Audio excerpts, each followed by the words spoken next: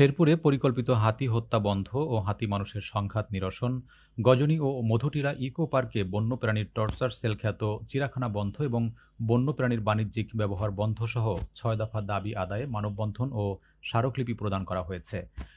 রোববার সকালে জেলা প্রশাসকের কার্যালয়ের সামনে save the nature of Bangladesh Sherpur জেলা শাখার আয়োজনে এ মানববন্ধন কর্মসূচি পালন করা হয়। পরে তারা জেলা প্রশাসকের কাছে ৬ দফা দাবি সম্বলিত স্মারকলিপি প্রদান করেন।